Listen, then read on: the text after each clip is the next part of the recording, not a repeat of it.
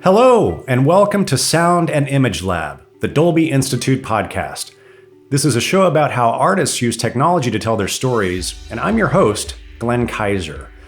We're talking today about Belfast, the new movie from writer and director Kenneth Branagh, which is loosely based on his own experiences growing up amidst the tumult of Belfast, Northern Ireland in the 1960s.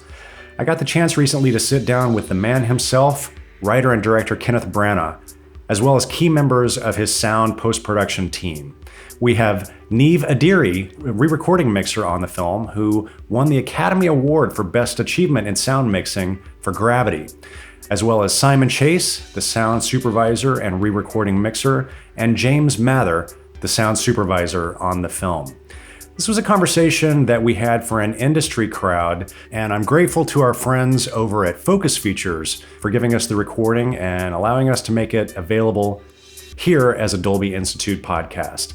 We cover a lot of ground in this conversation, including how sound and music is used in the first 10 minutes of the film to really set the mood and the tone and the style of the story, how sound is used to paint the world outside of the frame and give the audience a much bigger, more epic impression of Belfast and the story than necessarily is reflected in the image.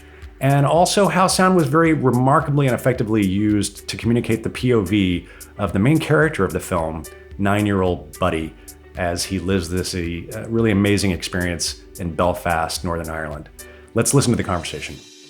I feel like we could probably spend a couple of hours just discussing and unpacking the first 10 minutes of this movie from a sound design perspective. And I do want to say, I think deservedly, there's been a lot of attention paid to the beautiful black and white, very rich cinematography of the film. But I'm really excited to be here having this conversation with you today, and especially, Kenneth, for you to join us to talk about the sound design, because I think there's a lot of really interesting things happening with the sound design and the mix on the film as well.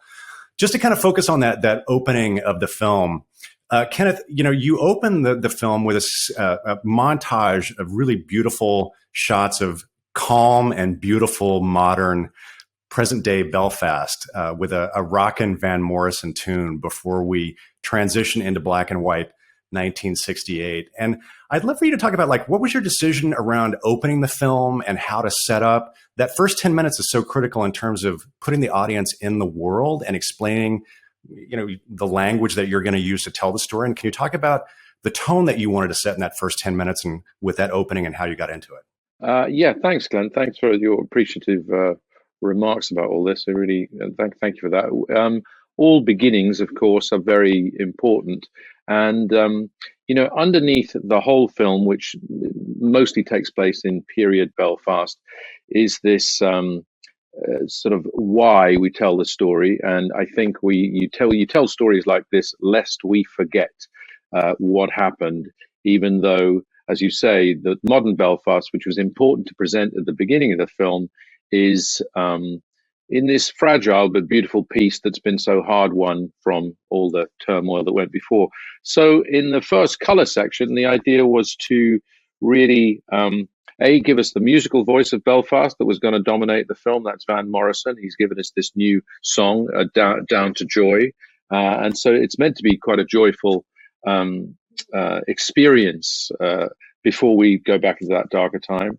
And we already began seasoning inside the music all the other sounds of Belfast, which growing up, and given that the perspective of the film is mostly through the 9-year-old boy, the things that I heard were, the sounds of the docks, the sounds of the birds. The sea is so close. Belfast is right on the lock. It's a huge port.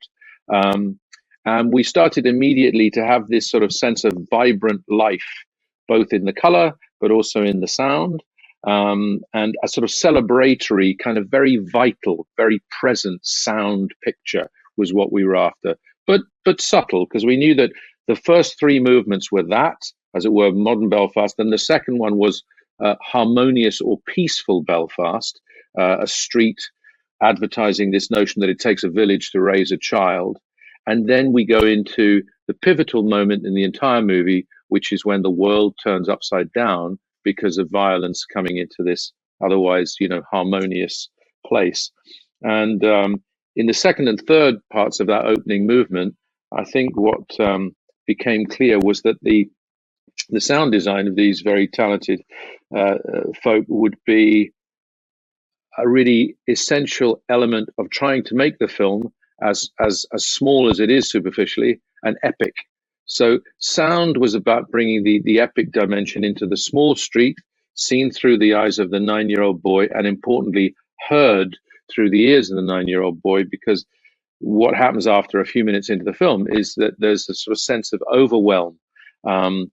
World turned upside down, ground lifted from beneath your feet, and then afterwards, after celebration, peace, comes sort of cacophony. So it was a kind of big invitation to the boys to say, you know what, we've only got the budget we've got, we've only got the size of street we've got, but we've got a massive and impressionable imagination in the mind of this 9-year-old boy. Please embody it. Over to you. Fantastic. Well, Kenneth, you have teed up many subjects for us to talk about in the next few minutes. Simon and James, can you talk about your approach to that opening sequence? And it's so remarkable to me. As Kenneth so eloquently set up, you've got that beautiful long tracking shot of Buddy going down the street and people calling his name, and it's just this remarkably peaceful, like it's just a wonderfully life-affirming, joyous kind of neighborhood, and then it pivots in a moment and becomes a very, very dangerous, violent place. And this is all happening honestly in the first 7 minutes of the film. So can you talk about the approach to that opening sequence and that riot specifically? Yeah, thanks. We obviously, it does start as Ken was explaining, with this real positive vibe in the street, and that's enhanced. We got a lot of extra recordings from actors, both children and adults, from Belfast to sort of enhance the shot that was already there in terms of adding in that friendly atmosphere. Obviously, almost to the point of exaggeration, but this is a theme we'll no doubt touch on a few times. There's the realism, and we talked to Ken. Ken, what were the sounds you heard growing up, and then there's also the memory of a child, and then the child's perception anyway is perhaps a little skewed. So you're kind of already 2 steps removed, and this very imaginative child, this with bigger imagination. So sometimes we're going with real, and sometimes we're hyper real.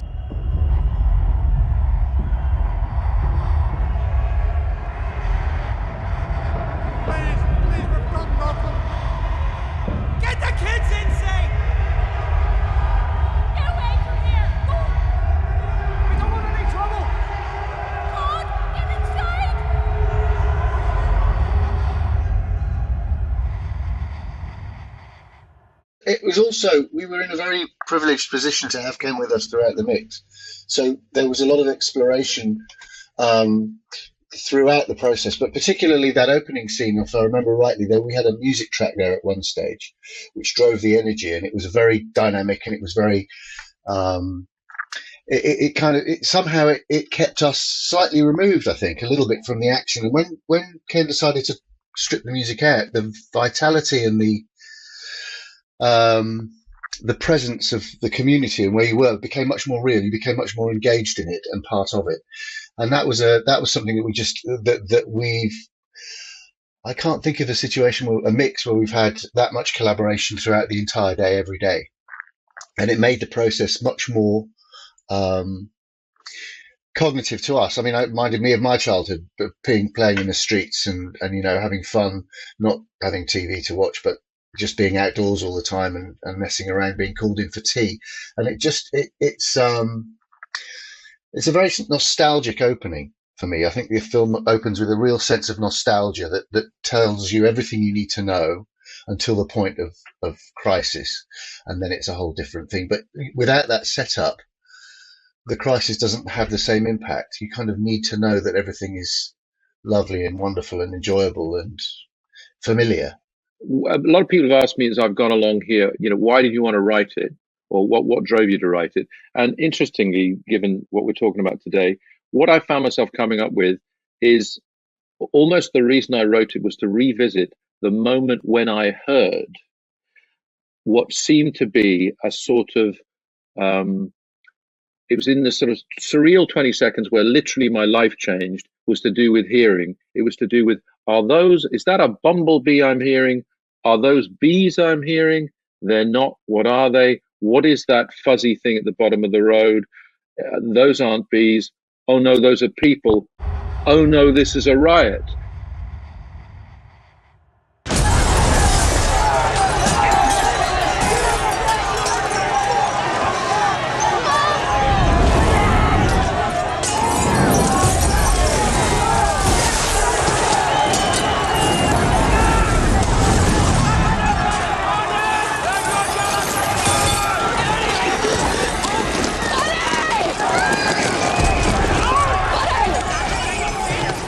But all of that in my mind, in my memory, and that drove the writing of it was that thing. So once that moment, so it's weird, not to, no pressure for the boys there, but like it was as if the kind of this central sort of pivot for the whole thing was in a way the sound. I'm not just saying this because we're talking about this. Was the sound picture across the moment when what you might describe those 20 seconds in sound terms as an element of the film that describes the last day of my childhood.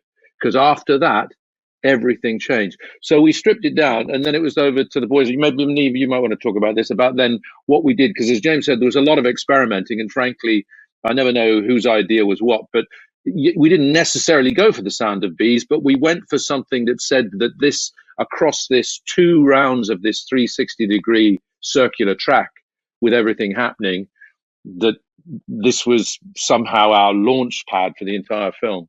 We had Buddy coming down the street, and we recently played this to an audience, James and I, and spoke to them about it. And we asked them, after the end of the whole film, let alone the whole riot, how many of you remember what's the sound Buddy's hearing just before the riot starts?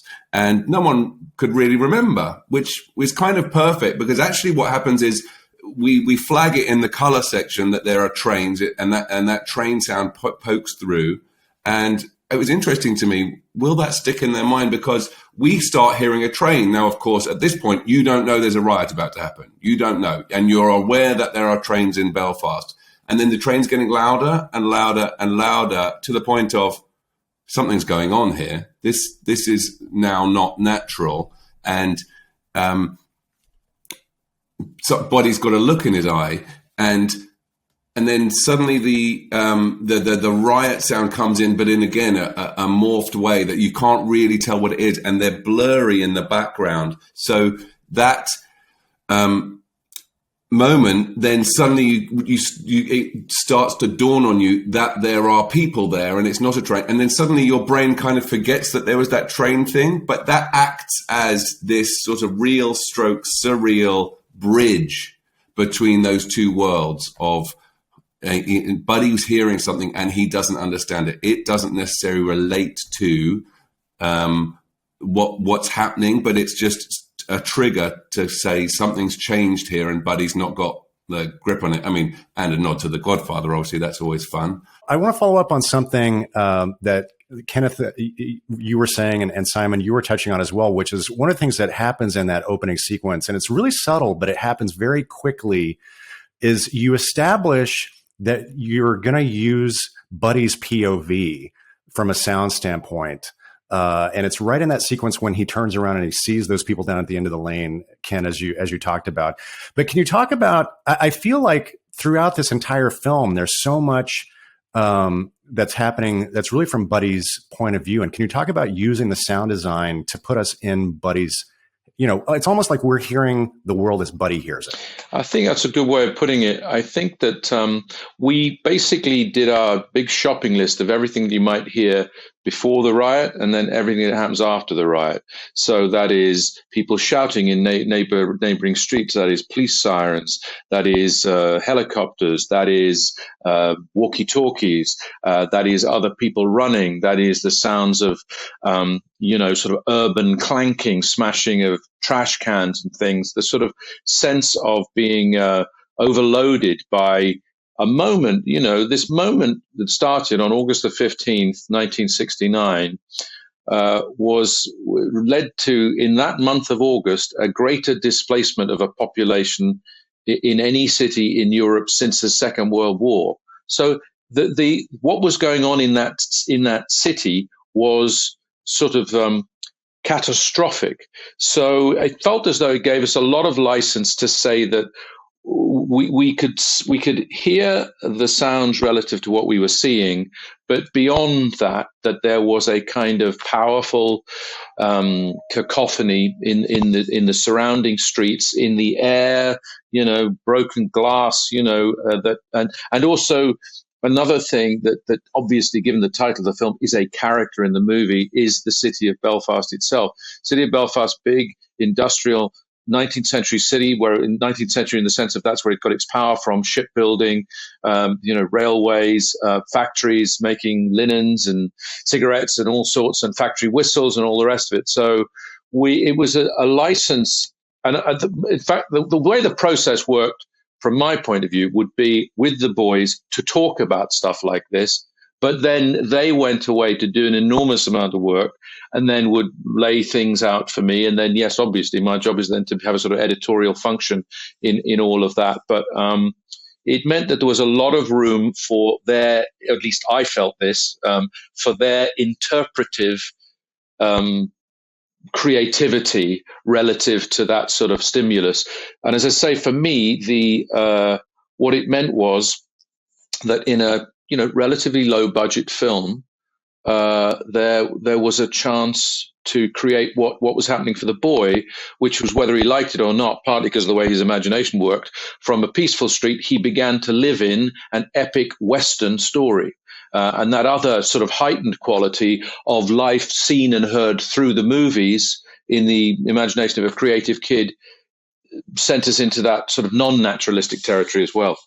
On a small scale, it happened as well. And I sometimes it wasn't, I think it kept happening, and it wasn't necessarily always planned, because there was one scene when I was thinking about Buddy's POV and how it affects him through the movie. There's a scene where he's playing with his toy cars right in the front of frame, and there's archive footage, which again keeps coming up on screens and through radios, which is just another lovely texture to work with through the film, with all these different, as we've talked about the sound of Belfast, we've got this archive footage which got such a great quality to it, and then his parents not quite arguing in the background, but having a heated conversation about the situation they're in, and Buddy's just getting on with playing with his cars. And it really sort of hit me late after the process that's kind of the life of a little boy, isn't it? You've got maybe a Western on TV or an argument, but you've got these cool cars, but it's all going in and it's all sort of having an effect on young Buddy. And he's having to go, okay, I don't know whether I want to think about this now, but we're just with him in the cars, but that's happening over there. That's happening over there. And so from the big scale, yes, sometimes it's helicopters, sometimes it's a distant siren or a tannoy telling people to clear a street, but it can be on the very small scale as well. And that's really effective. I think another really important point is that it keeps simmering in the background. So there were very quiet scenes, very moving scenes with just two people or three people. And the most important thing about the scene is what's happening in the scene and the conversation, and beautiful little conversations and relationships, family relationships. But in the background, there was always something simmering. If it was a shout, or if it was a siren or a helicopter, and again, what James said about having Ken in a room with us, which was, absolutely priceless, and it doesn't happen a lot. And so I think what I enjoyed most of it is that every shot we decided, okay, we're not going to have everything because the most important thing is the dialogue and the story, but let's have the sirens in this shot. Let's have just the helicopter in that scene. Let's just have birds in this scene and just the sirens passing through. The boss has been in touch. They want me to stay on. A permanent job in England. Wanted me to move into management. Some more money. There's a house that goes with it. We get it rent-free, with a chance to own it if things go well. A wee bit bigger than what we have here. A room for each of the boys. There's a wee garden too. Are you allowed to play football in that garden, Daddy? Aye, son. If I say yes, there's more money straight away. We could start getting on top of that back tax now. This family's not going to get another chance like that in this town, not now. Here, watch out for that traffic there. I'm watching it now, Mommy. It's okay. So you had the natural sounds and the environment and maybe a laughter, but the danger and the tension and the stress in the street kept simmering on, and we could just sort of concentrate on one or two elements, but we could keep it going throughout. And just to connect to what Simon says, he would have heard it all, and obviously Ken remembered it all, so he heard it all, and it got right into his, got stuck in his mind. So I think that was a very clever way to just keep the audience sort of, involved in the story, but on edge as well, to know that all this stuff is happening. Yeah, a couple of things. That's right, Neil. But a couple of things attended to that were that it wasn't always the sound or the drama of incursive violence. A couple of moments I really like are one where it's a tinkling, it's this merest soupçon, sprinkling of an ice cream van. Don't know if you have them in the States, but the ice cream vans used to come around. It was a huge street, and it would, it'd be, and you'd hear it from a few streets away. It had the magic, sound-wise, it was definitely tuned into what will make children buy sugar, that sound range, and so we had a little bit of that. And then there was one, because there's also a very strong feature of life in Belfast or in religious communities. There's another, and I really enjoyed what Simon was saying about a scene where boy looks at cars, television says milk bottles are being used for petrol bombs, and parents are saying, you have to do something with those kids because they don't even know what they're being exposed to. The scene itself was like, this is the brainwashing happening. He's playing with the cards and he's hearing about petrol bombs. The scene was immediately followed by a scene with father and son saying, don't join gangs, don't deliver milk because it ain't milk they're putting in the bottles. But in the background, we had these very light but very insistent church bells. Again, not in themselves violent, but just as part of the simmer that Niv was talking about, it was just a different color. So I enjoyed the way the boys found different ways of just having that exterior, unsettling influence, but it wasn't always dressed in dark, dramatic colors. Sometimes it was just a simple, innocent ice cream van, but by the time we got to that stage in the movie, it started to make you nervous. Ken, I love that. I want to follow up on something that you were just saying about how using sound to kind of strike that ominous tone. One of the things I made a note to myself is, it seems like whenever Billy Clanton shows up to kind of, shake down the father figure, there's sort of an ominous tone that plays underneath that. And I was curious, was that sound design? Was that a score element that Van Morrison contributed? Like, I love these kind of moments when I'm not really sure where I'm, who's responsible for what I'm hearing, but it just contributes to that very unsettling kind of feeling that I have. As the film developed, as James was saying, we began to strip out lots of music. It was originally sort of almost wall to wall as I tried to work my way through what it was all about. Then it became just Van, and then we had, as Niv was saying, lots of scenes where it was the dialogue of the relationships, but still this sort of subtle peppering of the subtle characterization of uneasy silence, and then. I just remember saying at one stage, we won't ask Van because it doesn't need to be musical. But what could we do? What could we do to make the audience aware without, smacking them over the head or it turning into something melodramatic, that when Clanton appears, the blood drains from your face and your heart sing. So basically, that's what I remember. And then it went back into the brains trust here with the three wise men, and well, I have to say it's four wise men in this case, because Thomas Blazoukas, who was working with us, came up with those sounds. I think they were. I think at one point they had train elements in them as well, but maybe that got so subtle that it doesn't really register. But again, it was maybe to keep it on the edge of is this? What are we hearing here again? And you being unsure as to what it was, I think, is great, because that's the whole point. Yeah, and I think it was we started with a lot, and then to start stripping it back until we ended up with one simple thread that told you straight away, and by repeating it every time, you understood that this is what we're listening, this is what we're doing.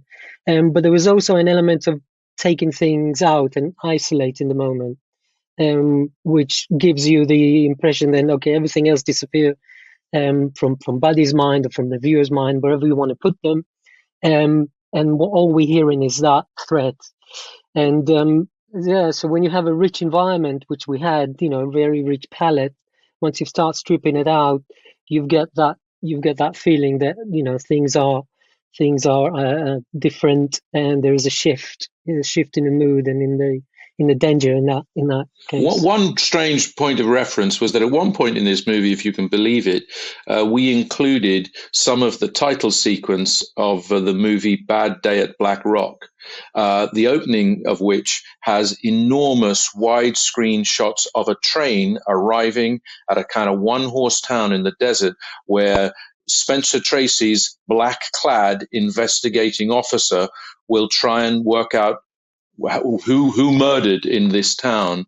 And I remember that was full of intense sounds, big railway noises, a big score, massive images. And then once the train stopped and he came down those steps, it was an eerie sound picture of when that train left, you didn't want to be in that place. And that reminded me of the sort of the unease that as it were, the atmosphere of the Billy Clanton scene should have. I'm glad you brought that up, Kenneth. One of the things that I wanted to ask you about is I love the sequences when Buddy goes to the movie, or when he and his grandma go to see A Christmas Carol, and obviously, one of the thing that immediately jumps out at you when you see those sequences is that those are depicted in glorious full fidelity color, in contrast to the black and white. And I'm curious, did you also, with those sequences, part of that is just understand this concept that these moments are so incredibly vivid for Buddy and that they imprint on him. And this is your story, Kenneth. So I presume this is how you remember this stuff from your youth. But did you also treat the sound in those sequences very specifically as well to kind of differentiate it from the rest of Buddy's world? I think the beautiful license we had with this is that it had this imaginative element. I'm writing about something 50 years ago, and through the eyes of a 9-year-old, there's not going to be objective truth. There'll be a sort of emotional truth to it. And the emotional truth about watching the movies at the cinema was that I became enraptured by a medium that I had absolutely no idea I could ever be involved with. All that I understood was this widescreen color was so immersive. And you saw, that's partly why we're in black and white, the monotone world in which I lived under grey, rainy northern skies. I kind of saw in black and white, but when I went to the movies, I was transported. And I knew that in this film, one of the loveliest transitions that I enjoy, it's everybody's work, is when we're in the street in this sort of black and white that also is inspired by some of the sort of working class realism pictures of the 60s, of This Sporting Life, Saturday night and Sunday morning, pictures like that, working class life, but presented both poetically and glamorously through black and white. And we go from the street and we do a sort of smash cut to liquid lava, a great orange intensity of volcanic bubbling from a million years BC. And yes, undoubtedly, and I don't know what the boys received, actually, they can tell you technically in terms of what was available to us from the tracks from the movie itself, but I wanted significantly thicker and richer stuff. For me, whether I was hearing it through a steam radio or not, when I was in the Capitol Cinema on the Antrim Road, 9 years old, it sounded to me like we were in quadraphonic, and those Ray Harryhausen stop motion monsters, put the shits up me. And so I needed the sound to do the same thing. Plus also, just as a general ambience for the aesthetic of the film, you would continue, if you could really, with the sound picture and the cut and the color, hit the audience, you would surprise and unsettle them in a positive way, in just the same way as once that riot happened, our entire lives from that point on were unsettled. We never knew what was going to happen. So the sound invite there, again, it's the same thing. Once we found the right cut, it was like, how far can we go to, bring monsters and lava and Raquel Welch into the lives of our cinema audience. Niv, can you tell us a little bit about mixing those particular sequences and kind of, as Ken said, what were the elements that you had that came to you, and how did you make them as big as possible? Yeah. Well, I mean, the guys could talk more about editorially what they had. I think we had the original, some of the original audio, but what was obviously what gave us the opportunity to make it bigger is obviously trackly of sound effects and extra explosions and lava and all these different elements that actually were trackly for the whole film or movie in the cinema, to give us that bigger, more sort of beautiful sounding piece. We were able to use more of the surround environment in the to mix it in Atmos. So we were able to use a little bit more of that in those sequences, which filled the room up and, like Ken was saying, made it immersive. So we used all the tricks that we could have done to make that impact, and it's actually it's really effective. Obviously, having the color back gives you that license to go sonically a bit more sharper and more colorful, if you like.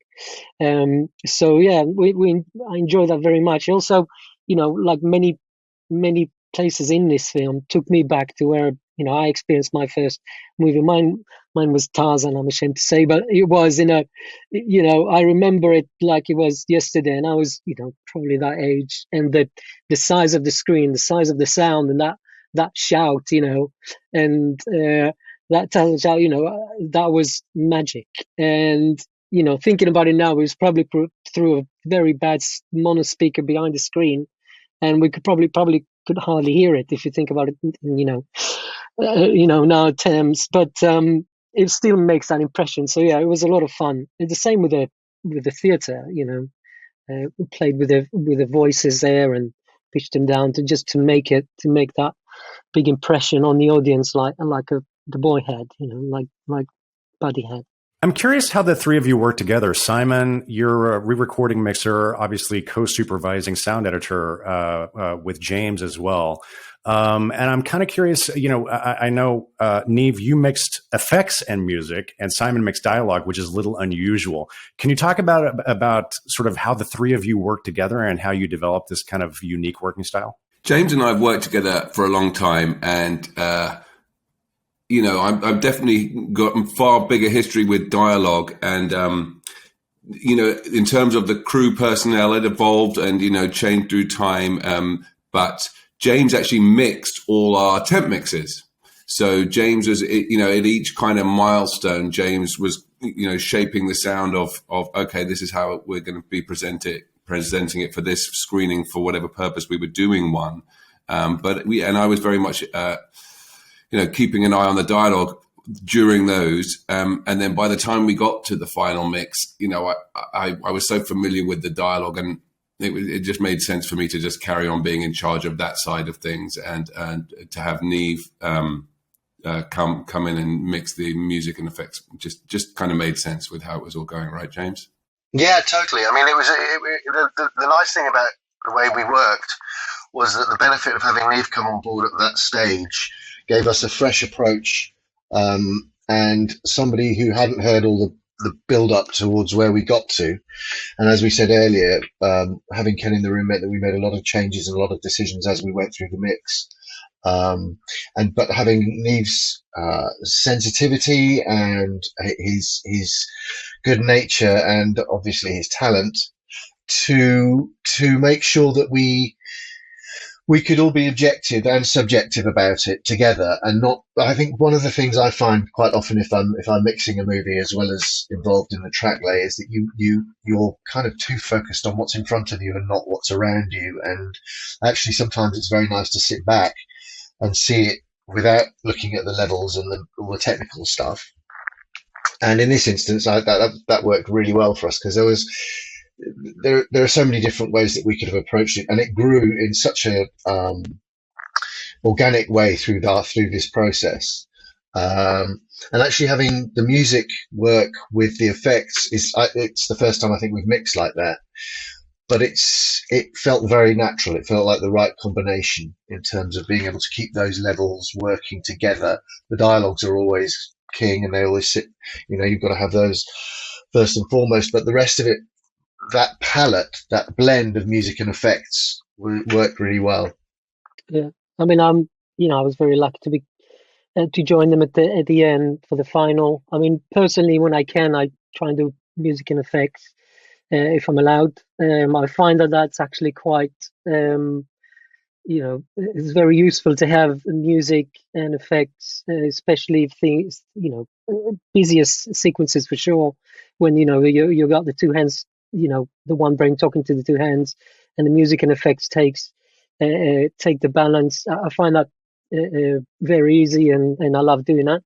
And I had the opportunity to do it here, and I think what James was saying is true. I mean, when I watched it for the first time, it was with some form of temp mix, but it was the cutting copy, and of course, the film was just beautiful. I was completely in love with it, and I felt very lucky to join them.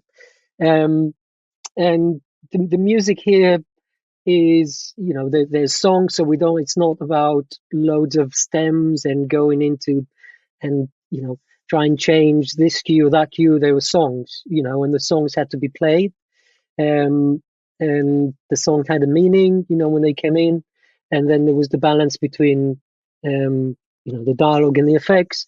But I think, like James said, we worked together very, very well, and it was very quickly sort of, we had a rhythm, and in a way that we were working, having again Ken in the room meant that the decisions were being made as we were mixing it. And it's not like we said, okay, well, let's try that, and then you run a reel and you start talking about it again, and you need to readdress everything.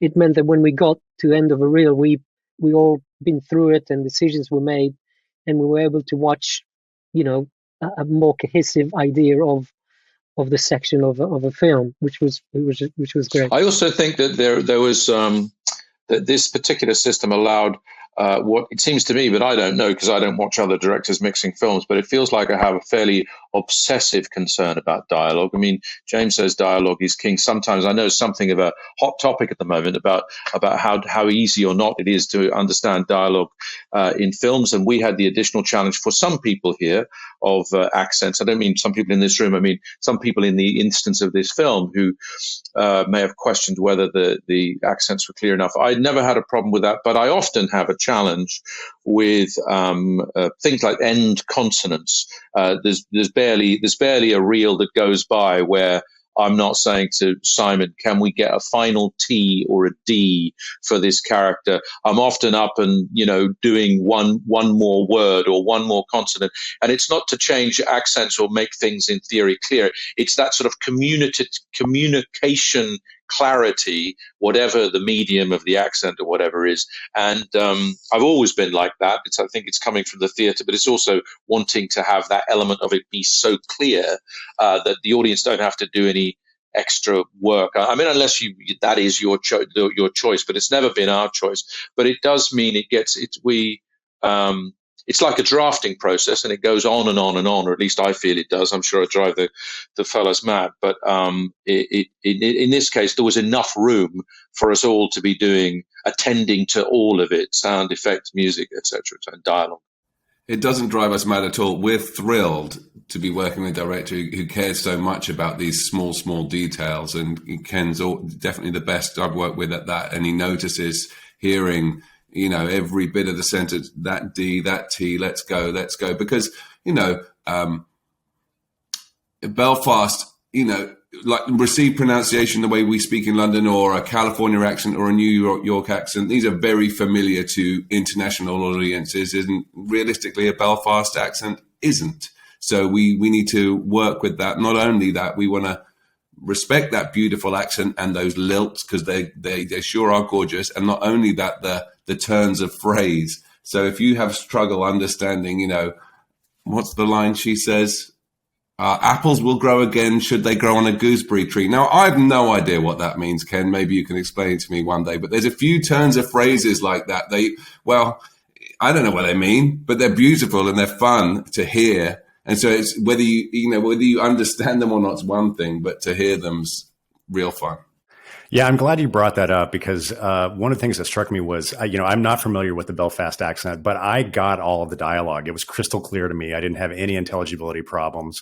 So I kudos to the team for taking the time.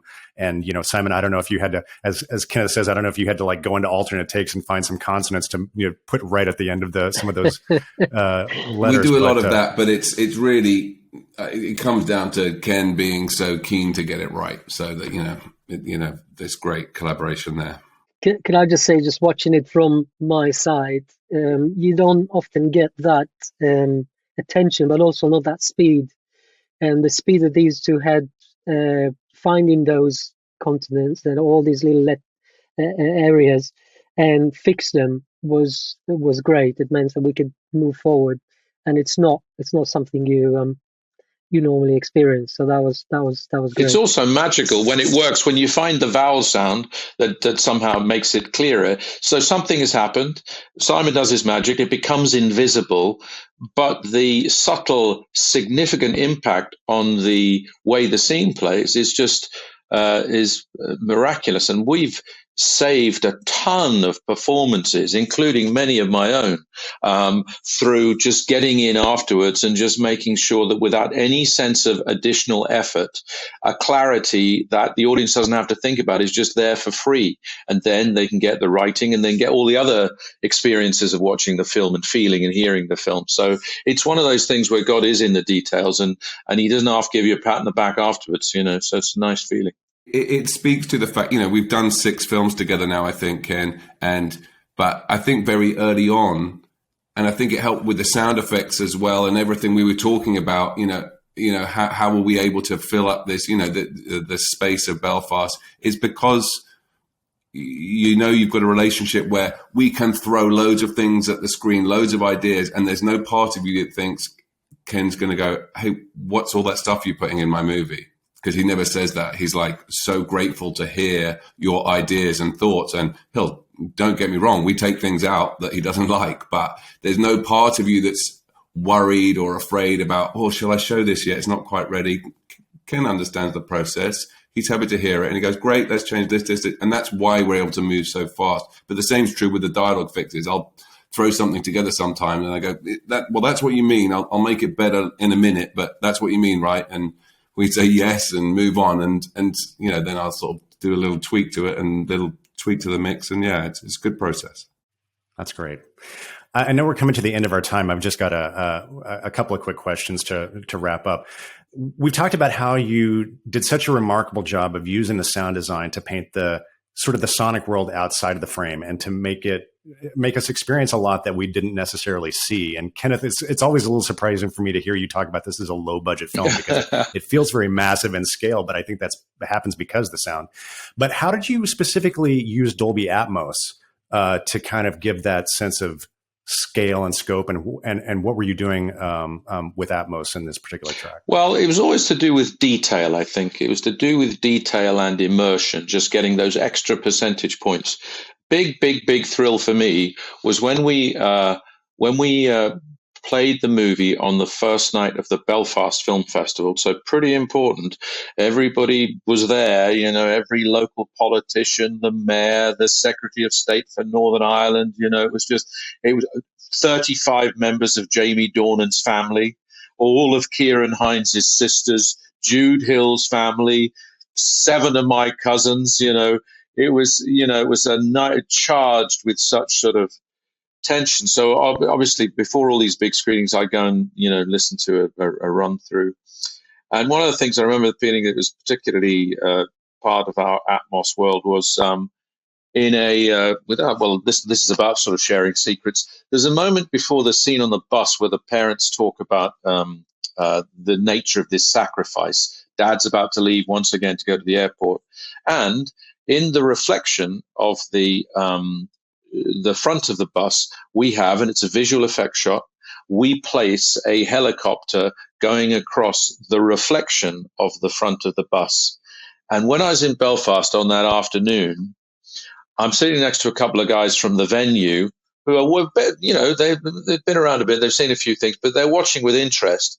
And as we did that, the sound of the helicopter came from our right, just behind us, over us, and went down to the left. And both these guys went like that, you know, because they were in Belfast thinking, I mean, it may not have been a very pleasant thing for them, but it really, you know, put the fear of God in them. And that was, I felt, that's when I thought, oh, thank you, Atmos. That's very specifically done, and it's very pleasing, and it's got a lot of detail in it, and it definitely had the desired effect of, in that case, thinking, Christ, that's outside, and it's flying overhead, and that could be dangerous.